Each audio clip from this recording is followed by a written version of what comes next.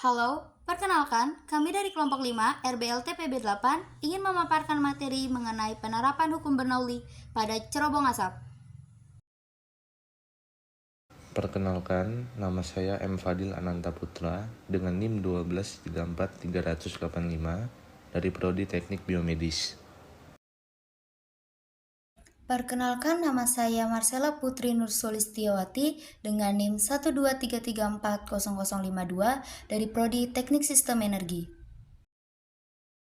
Saya Tubagus An Kurniawan dengan NIM 123131099 dari Prodi Teknik Elektro.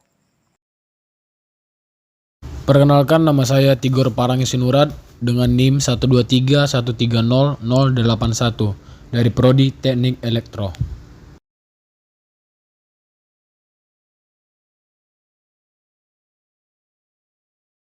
Perkenalkan, nama saya Aditya Arya Wijaya dengan NIM 123130094 dari Prodi Teknik Elektro.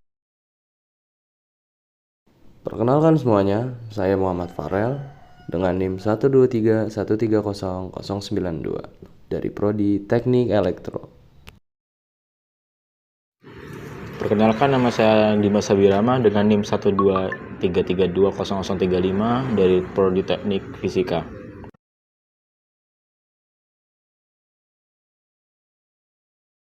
Hukum Bernoulli.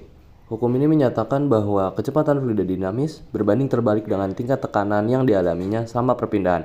Semakin cepat fluida dinamis berpindah, semakin kecil pula tekanan yang dialaminya. Juga, semakin lambat fluida dinamis berpindah, maka tekanannya semakin besar. Hukum Bernoulli dapat dinyatakan dalam persamaan berikut. P ditambah 1/2 Ru dikali V kuadrat ditambah Ru GH sama dengan konstan. Dengan P adalah tekanan, Ru adalah massa jenis fluida, V adalah kecepatan aliran fluida, G adalah percepatan gravitasi, dan H adalah ketinggian pipa dari tanah.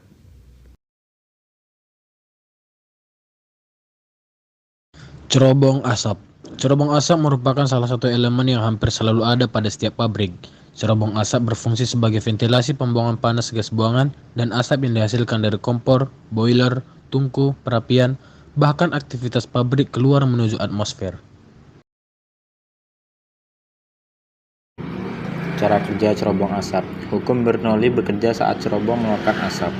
Asap yang dihasilkan oleh aktivitas pabrik memiliki suhu yang panas dan tinggi. Tingginya suhu inilah yang mengakibatkan massa jenis udara menjadi kecil dan mudah bergerak ke atas.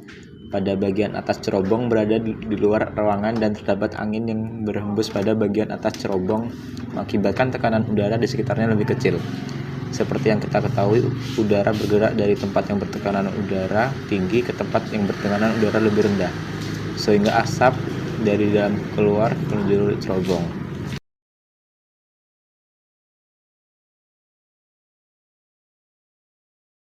Pembuatan cerobong asap. Pada proses pembuatan ini, memerlukan alat dan bahan yaitu styrofoam, cutter, penggaris, pensil, dan juga lem. Proses pembuatan ini juga terbagi menjadi dua, yaitu proses pemotongan dan juga proses pengeleman.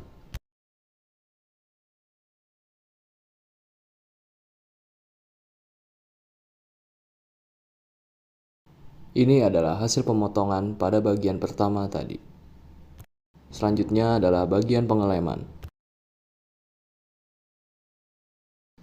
Sekarang adalah bagian kedua, yaitu bagian pengeleman. Susun seluruh styrofoam yang sudah dipotong-potong hingga disusun menjadi balok, lalu lem.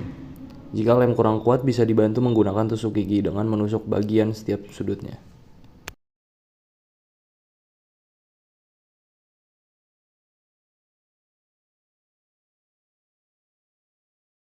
Sekarang ada di bagian pembuatan cerobongnya. Lubangi salah satu styrofoam yang sudah ditentukan, lalu susun juga styrofoam yang sudah dipotong-potong menjadi sebuah cerobong. Lalu ditempel.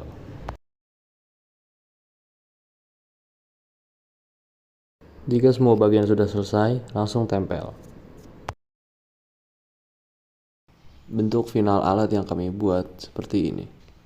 Setelah ini adalah uji coba alat.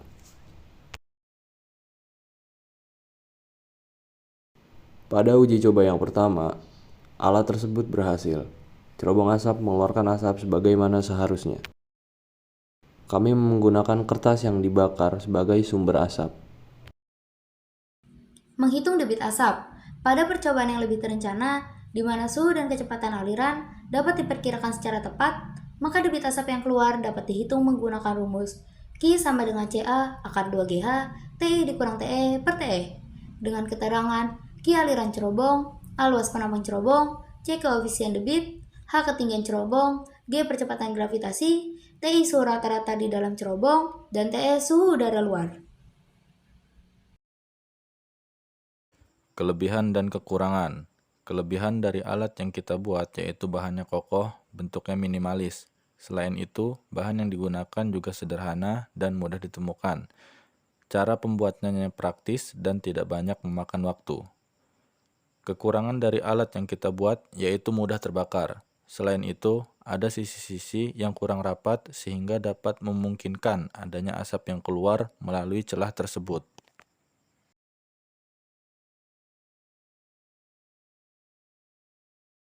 Saran kami untuk pengembang lainnya, jika ingin membuat alat yang sama, saran saya perhatikan setiap sisi sambungannya agar tidak ada kebocoran. Gunakan bahan yang tidak mudah terbakar seperti logam.